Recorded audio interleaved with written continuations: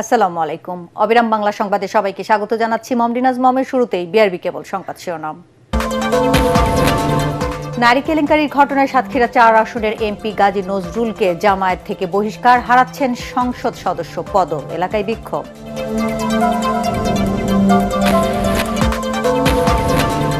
সুরমা কুশিয়ার পানি বিপদসীমার ওপরে, সিলেট ও সুনামগঞ্জের নিম্নাঞ্চল প্লাবিত।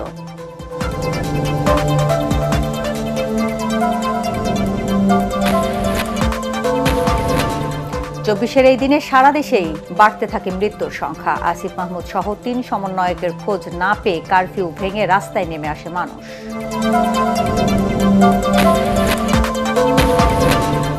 তীব্র হচ্ছে দিল্লিতে শিক্ষার্থীদের আন্দোলন। রাহুল গান্ধীর একাত্মতা, তৃতীয় দিনের মতো অচল সংসদ, ইন্টারনেট সেবা বন্ধ।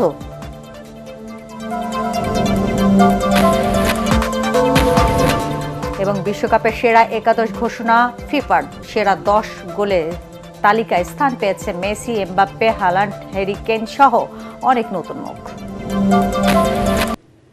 এবার বিস্তারিত।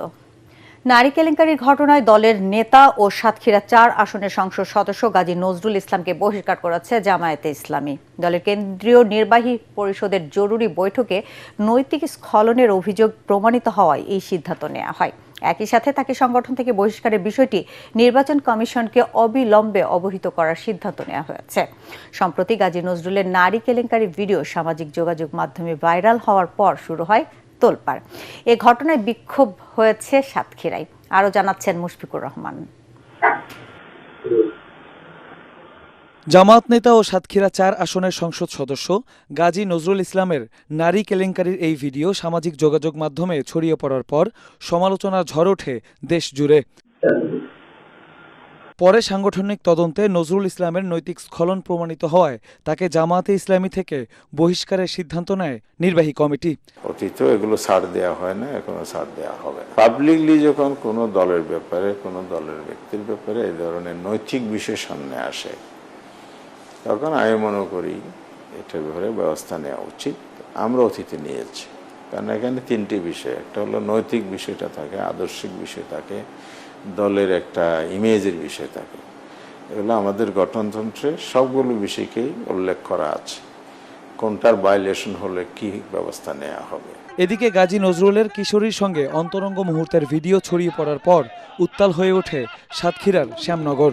সচেতন নাগরিক সমাজের ব্যানারে এমপির পদত্যাগের দাবিতে বিক্ষোভ মিছিল ও সমাবেশ করেন স্থানীয়রা।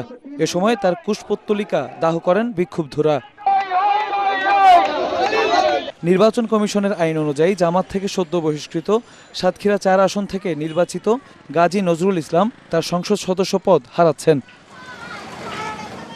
মুশফিকুর রহমান, এটিএন বাংলা। টানা বৃষ্টিপাত ও উজানের ঢলে কুশিয়ারা নদীর পানি সিলেটের ফেঞ্চুগঞ্জ ও সুনামগঞ্জের মারকুলি পয়েন্টের বিপদসীমার ওপর দিয়ে প্রবাহিত হচ্ছে। পানি উন্নয়ন বোর্ড জানিয়েছে, আগামী 24 থেকে 48 ঘন্টায় সুরমা কুশিয়ারা অববাহিকায় সিলেট ও সুনামগঞ্জের বন্যার পরিস্থিতি আরও অবনতি হতে পারে। বিশেষ করে নদী তীরবর্তী নিম্নাঞ্চল, হাওর ও চরাঞ্চলের পানি বাড়ার আশঙ্কা রয়েছে। এর মধ্যে নদী তীরবর্তী নিম্নাঞ্চল প্লাবিত হয়েছে। বন্যা মোকাবেলায় স্থানীয় প্রশাসনকে প্রয়োজনীয় প্রস্তুতি নেওয়ার নির্দেশ দেওয়া হয়েছে, জানিয়েছে পানি উন্নয়ন বোর্ড। এদিকে চট্টগ্রাম বিভাগের মুহুরী, ফেনী, হালদা, সাঙ্গু ও মাতামুহুরী নদীর পানি বিপদসীমার নিচ দিয়ে প্রবাহিত হলেও আগামী দুদিনে বান্দরবন, কক্সবাজার ও চট্টগ্রামের সাঙ্গু ও মাতামুহুরী নদীর পানি কয়েকটি স্থানে সতর্ক সীমায় পৌঁছাতে পারে। ফলে এসব নদী সংলগ্ন নিম্নাঞ্চল সাময়িকভাবে প্লাবিত হওয়ার আশঙ্কা রয়েছে।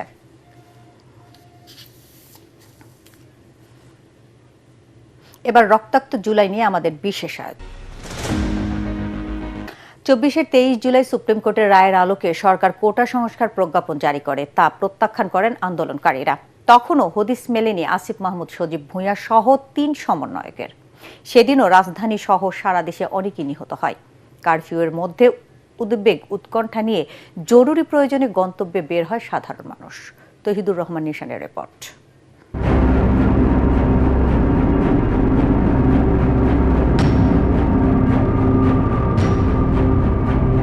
টানা কারফিউয়ে থমথমে রাজপথ, সারা দেশে মোতায়েন 27,000 সেনা সদস্য, নিখোঁজ কোটা আন্দোলনের 3 সমন্বয়ক। রক্তাক্ত জুলাইয়ের 23 তারিখ নিজের সন্তানের কোনো খোঁজ না পেয়ে দিশেহারা আসিফ মাহমুদ সজীব ভুঁইয়ার বৃদ্ধ বাবা।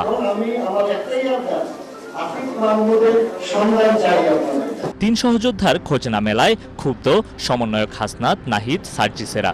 এই প্রজ্ঞাপনের সাথেই কিন্তু কেবল আমাদের আন্দোলনটি সম্পর্কিত নয়, আমরা কিন্তু আন্দোলন থেকে সরে আসছি না।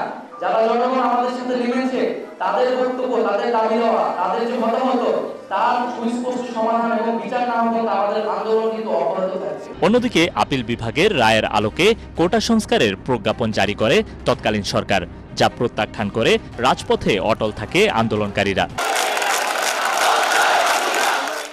আমরা আগে জানতাম কৌশলগতভাবে যে আমাদের বিভিন্ন লেয়ারে নেতৃত্ব সেট করা আছে, যদি প্রথম 6 জনকে নিয়ে যায়, পরে 6 জন আসবে এবং এরপরে আমরা যদি বলতাম যে আমরা আন্দোলন থেকে সরে গেছি, তবুও আমার মনে হয় না যে তেমন একটা ইফেক্ট পড়তো আন্দোলনে। এই আন্দোলনটা ওই সময় স্ফুলিঙ্গেই পরিণত হয়েছিল। আন্দোলন দমাতে বাড়ে পুলিশের দমনপীড়ন, হাসপাতালে বাড়তে থাকে লাশের সংখ্যা। দেখতেছিলাম যে একটা লাশের উপরে আরেকটা লাশে মানে এইভাবে লাশগুলো মর্গেও লাশের জায়গা হয়নি, বাইরেও ছিল, মানে এত পরিমাণ লাশ। ম্যাক্সিমাম যাদের গুলি লাগতেছিল এরা তো ঢাকায় কেউ পড়ালেখা করতে আসে, কেউ চাকরি করতে আসে, আরও ফ্যামিলি মেম্বার তো ঢাকায় নাই। তো যেটা হয়ে গেছে যে সবারই অজ্ঞাতনামা, মানে আশেপাশে কেউ নাই। সেদিন সার্বিক পরিস্থিতি নিয়ে বঙ্গভবনে রাষ্ট্রপতির সঙ্গে সাক্ষাৎ করেন সেনাপ্রধান। প্রজ্ঞাপন জারির পর সাধারণ শিক্ষার্থীদের মূল দাবি মেনে নেওয়া হয়েছে এক সংবাদ সম্মেলনে, এমনটাই দাবি করেন সাবেক আইনমন্ত্রী। তবে ততদিনে লাশের সংখ্যা এত বেড়ে যায় যে আন্দোলনের দাবি আর কোটার মধ্যে সীমাবদ্ধ ছিল না, যা তখন রূপ নেয় সরকার পতনের আন্দোলনে। তৌহিদুর রহমান নিশান, এটিএন বাংলা, ঢাকা। ভারতে প্রশ্নপত্র ফাঁসের ঘটনায় শিক্ষামন্ত্রী ধর্মেন্দ্র প্রধানের পদত্যাগের দাবিতে আরও তীব্র হয়েছে শিক্ষার্থীদের আন্দোলন। কংগ্রেস নেতা রাহুল গান্ধী শিক্ষার্থীদের সব দাবি সমর্থনের ঘোষণা দেন। এই ইস্যুতে টানা তৃতীয় দিন অচল সংসদের উভয় কক্ষ। সরকার আলোচনায় আগ্রহ দেখালেও শিক্ষামন্ত্রীর পদত্যাগের দাবি প্রত্যাখ্যান করায় আন্দোলনের তীব্রতা আরও বেড়েছে। এদিকে যন্তর মন্তরে আন্দোলনকারীদের পাশে এসে দাঁড়িয়েছে সাধারণ মানুষ। তবে সেখানে অতিরিক্ত পুলিশ মোতায়েন, ইন্টারনেট সেবা বন্ধ এবং সম্ভাব্য অভিযান নিয়ে উদ্বেগ তৈরি হয়েছে। আশিকুর রহমান জানাচ্ছেন বিস্তারিত। মেডিকেল ভর্তি পরীক্ষার প্রশ্নপত্র ফাঁসের ঘটনায় ভারতের শিক্ষামন্ত্রী ধর্মেন্দ্র প্রধানের পদত্যাগ সহ একাধিক দাবিতে রাজধানী দিল্লির যন্তর মন্তর এলাকায় অবস্থান কর্মসূচি পালন করছে হাজারো শিক্ষার্থী। বৃষ্টি, কড়া নিরাপত্তা ও নানা প্রতিবন্ধকতা উপেক্ষা করেও অবস্থান কর্মসূচি অব্যাহত রেখেছে তারা। বিরোধী রাজনৈতিক দল, বিভিন্ন সামাজিক সংগঠন এবং শোবিজ তারকাদের ব্যাপক সমর্থনে শিক্ষার্থীদের এই আন্দোলন আরও বিস্তৃত হয়েছে। আন্দোলনকারীদের প্রতি পূর্ণ সমর্থন জানিয়ে কংগ্রেস নেতা রাহুল গান্ধী বলেন, গত এক দশকে 150-র অধিক পরীক্ষার প্রশ্নপত্র ফাঁস হলেও একজন অপরাধীকেও শাস্তির আওতায় আনা হয়নি। শিক্ষামন্ত্রীকে দুর্নীতিগ্রস্ত ও অযোগ্য উল্লেখ করে তার পদত্যাগ দাবি করেন Rahul. Young people, whether it is the will of the farmers, this is the job that I'm supposed to do as leader of opposition. I'm supposed to become an expression of the voice of India's people. I'm supposed to bring attention to where pain is being felt. আন্দোলনের প্রভাবে টানা তৃতীয় দিনের মতো অচল হয়ে পড়ে লোকসভা ও রাজ্যসভার কার্যক্রম। সরকার আলোচনার প্রস্তাব দিলেও শিক্ষামন্ত্রীর পদত্যাগের দাবিতে অনড় থাকায় সমাধানের কোনো অগ্রগতি হয়নি। যন্তর মন্তরে অবস্থান চালিয়ে যাওয়া আন্দোলনকারীদের পাশে দাঁড়িয়েছেন সাধারণ মানুষ। দেশের বিভিন্ন প্রান্ত থেকে খাবার, পানি ও প্রয়োজনীয় সামগ্রী পাঠাচ্ছেন তারা। এদিকে যন্তর মন্তরে অতিরিক্ত পুলিশ মোতায়েন করা হয়েছে। আন্দোলনকারীদের অভিযোগ, সেখানে ইন্টারনেট সেবা বন্ধ করে দেয়া হয়েছে। এতে নতুন করে পুলিশি অভিযানের আশঙ্কা তৈরি হয়েছে। এমন পরিস্থিতিতে দিল্লির হাইকোর্ট পুলিশকে আন্দোলন সংক্রান্ত সব অভিযোগ, নথি ও সিসিটিভি ফুটেজ সংরক্ষণের নির্দেশ দিয়েছে। একই সাথে আদালত পুলিশি আচরণ নিয়েও প্রশ্ন তুলে অভিযোগগুলোর নিরপেক্ষ তদন্তের নির্দেশ দিয়েছে। আশিকুর রহমান, এটিএন বাংলা। এবার বিশ্বকাপ ফুটবলের খবর।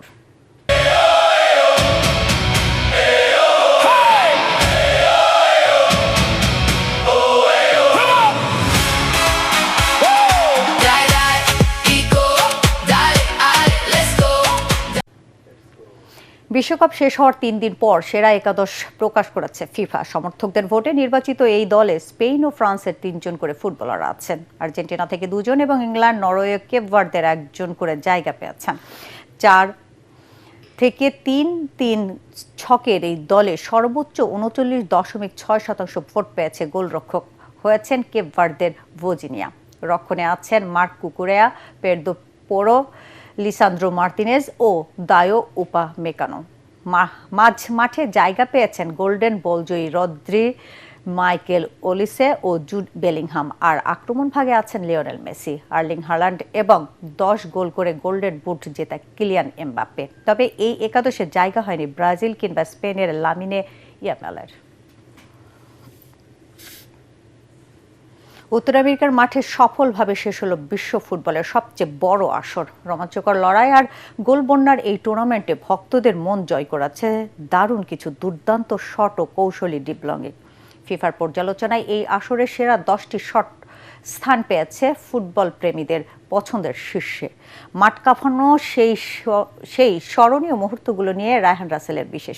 48 দলের মহাযজ্ঞে 39 দিনে গড়িয়েছে রেকর্ড 104টি ম্যাচ।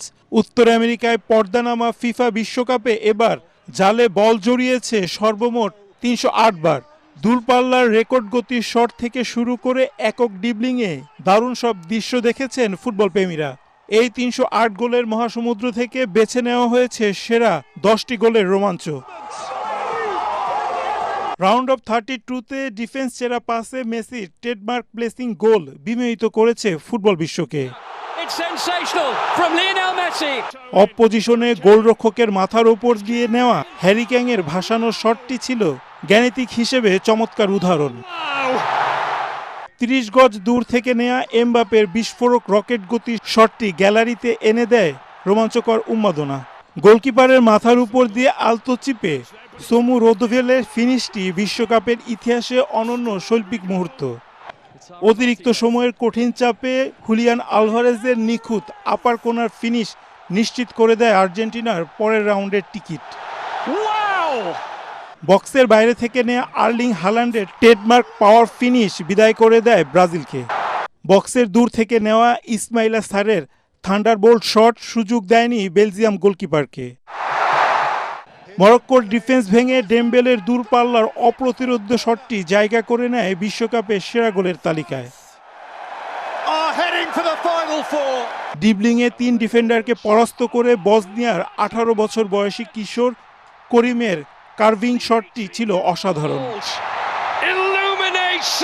অতিরিক্ত সময়ে আর্জেন্টিনার বিপক্ষে সিডনির নেওয়া বাঁকানো রকেট গতির শটটি চলতি বিশ্বকাপের সবচেয়ে বড় চমক। গতি, কৌশল আর নান্দনিকতার এই অপূর্ব মেলবন্ধনই 2026 বিশ্বকাপকে ইতিহাসের অন্যতম সেরা আসর হিসেবে অমর করে রাখবে। রায়হান রাসেল, এটিএন বাংলা। দেশ ও মানুষের স্বার্থ সংরক্ষণ করে বস্তুনিষ্ঠ সংবাদ ও অনুষ্ঠান সম্প্রচারের মাধ্যমে এটিএন বাংলা তার নিজস্ব সক্রিয়তা ধরে রেখেছে বলে জানিয়েছেন প্রতিষ্ঠানটির পরিচালক হাসান আহমেদ চৌধুরী কিরণ। দেশের প্রথম বেসরকারি স্যাটেলাইট টেলিভিশন চ্যানেল এটিএন বাংলার 30 বছরে পদার্পণ উপলক্ষে হবিগঞ্জের চুনারুঘাটে চা জনগোষ্ঠী ও ক্ষুদ্র নৃগোষ্ঠীর পরিবেশনায় আয়োজিত অনুষ্ঠানে এসব কথা বলেন তিনি। চা শ্রমিকদের অংশগ্রহণে এটিএন বাংলায় একটি রিয়েলিটি শো করার পরিকল্পনার কথা জানিয়েছেন তিনি। বলেন, বৈষম্যহীন সমাজ ও রাষ্ট্র গড়ার প্রতিশ্রুতি নিয়ে এগিয়ে যেতে চায় এটিএন বাংলা। হবিগঞ্জের প্রতিনিধি আব্দুল হালিমকে সাথে নিয়ে মিজান শাহজাহানের রিপোর্ট।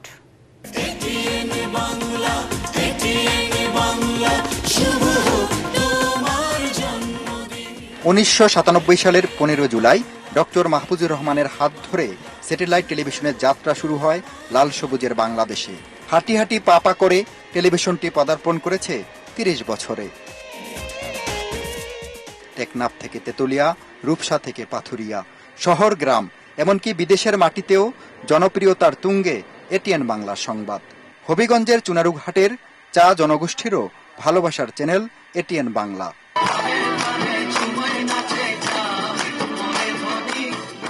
বর্ণাঢ্য আয়োজনে তারা উদযাপন করে প্রিয় চ্যানেলের জন্মদিন। আনন্দমুখর এই অনুষ্ঠানে ক্ষুদ্র নৃগোষ্ঠীরা তাদের ঐতিহ্যবাহী নৃত্য, গান ও সাংস্কৃতিক পরিবেশনায় মুগ্ধ করেন অতিথিদের। পরে কেক কেটে শুভেচ্ছা জানান প্রিয় চ্যানেলকে।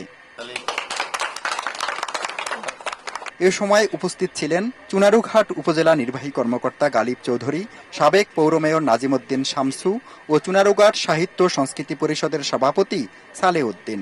টেলিভিশনের আধুনিকের যুগে এটিএন বাংলা আমাদের পথিকৃৎ। তারা আমাদের এই সারা বাংলাদেশের ঐতিহ্যকে সারা বিশ্বের বুকে তুলে ধরছে। চুনারুঘাট পৌরসভার পক্ষে স্বাগতম, শুভেচ্ছা, জন্মদিনের অভিনন্দন। এটিএন বাংলা গণমাধ্যম জগতে একটি পথ দেখিয়েছে সকলকে।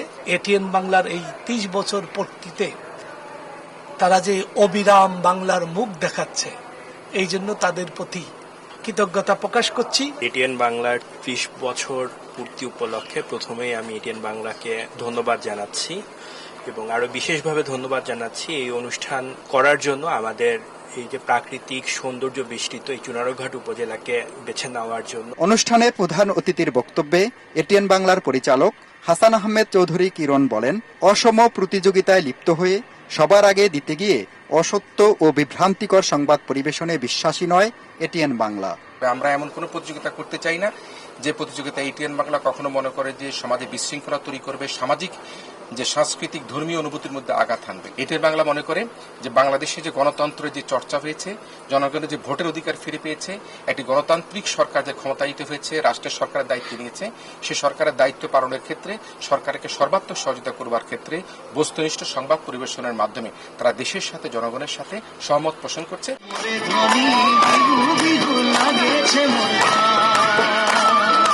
নানা সংস্কৃতিতে বিশ্বাসী বহু ভাষাভাষী মানুষ বসবাস করছে পাহাড়ি অঞ্চলের চা বাগানগুলোতে।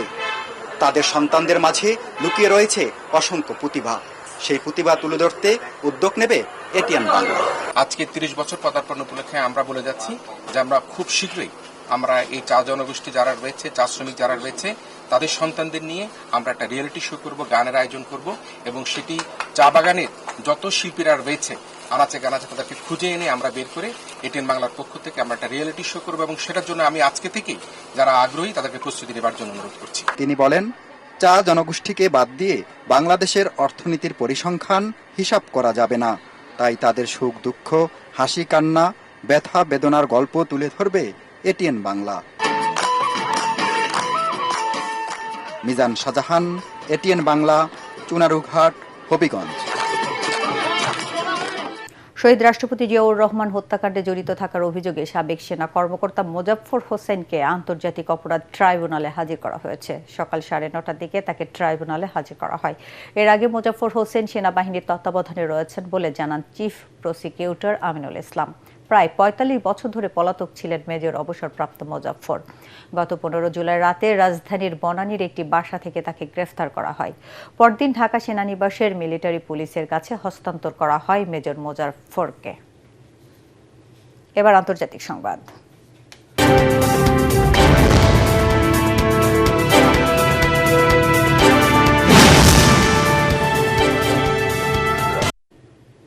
লোহিত সাগরে সৌদি আরবের 2টি ট্যাঙ্কার জাহাজে হামলা চালিয়েছে ইয়েমেনের হুতি বিদ্রোহীরা। কাতার ভিত্তিক সংবাদ মাধ্যম আল জাজিরার এক প্রতিবেদনে এই তথ্য জানিয়েছে। এনসেলিয়া ও লাইলা নামের 2টি ট্যাঙ্কারে একই সঙ্গে ব্যালিস্টিক মিসাইল, ক্রুজ মিসাইল ও ড্রোন দিয়ে হামলা হয়েছে। এতে জাহাজের 2টিতে আগুন ধরে গেছে বলে জানিয়েছে এই বিদ্রোহী গোষ্ঠী। হামলার পর হুতিরা জানিয়েছেন গত 12 বছর ধরে সৌদি আরবের ইয়েমেনের সাধারণ জনগণের ওপর অবরোধ আরোপ করে রেখেছে। এখন এর পাল্টা ব্যবস্থা হিসেবে সৌদি আরবের ওপর নৌ অবরোধ আরোপ করা হয়েছে। হুতিরা 2টি জাহাজে হামলার দাবি জানালেও জাহাজ চলাচল বিষয়ক সংস্থা ইউকে মেরিটাইম ট্রেড অর্গানাইজেশন সেটার জানিয়েছে সৌদি উপকূল থেকে 130 কিলোমিটার দূরে একটি জাহাজে হামলার ঘটনা ঘটেছে। এতে জাহাজটিতে আগুন ধরে যায়, তবে তারা জাহাজের ক্রুদের হতাহতের ব্যাপারে কোনো তথ্য দেননি। এবার খেলার খবর।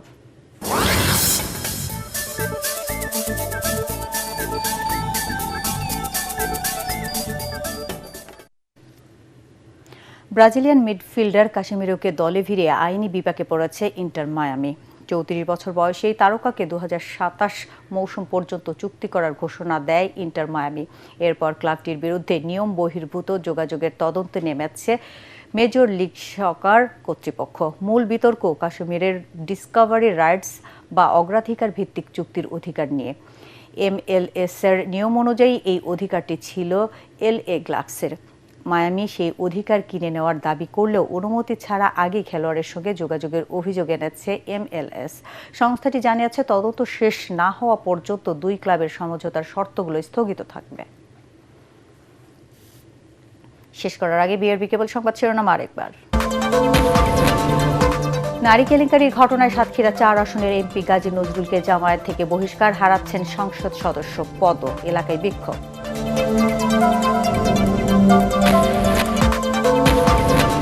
সুরমা কুশিয়ার পানি বিপদসীমার ওপরে, সিলেট ও সুনামগঞ্জের নিম্নাঞ্চল প্লাবিত।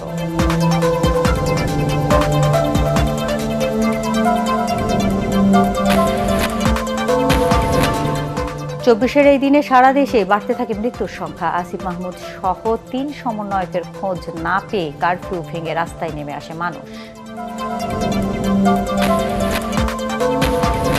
তীব্র হচ্ছে দিল্লিতে শিক্ষার্থীদের আন্দোলন, রাহুল গান্ধীর একাত্মতা, তৃতীয় দিনের মতো অচল সংসদ, ইন্টারনেট সেবা বন্ধ।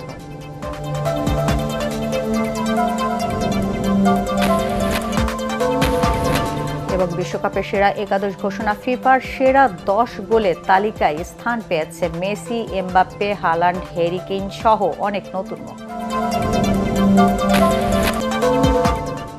দর্শক, পরবর্তী সংবাদ দেখার আমন্ত্রণ জানিয়ে এখনকার মতো শেষ করছি। এটিএন বাংলা সংবাদ ইউটিউবে দেখতে ব্রাউজ করুন youtube/ATN Bangla News। ধন্যবাদ সবাইকে।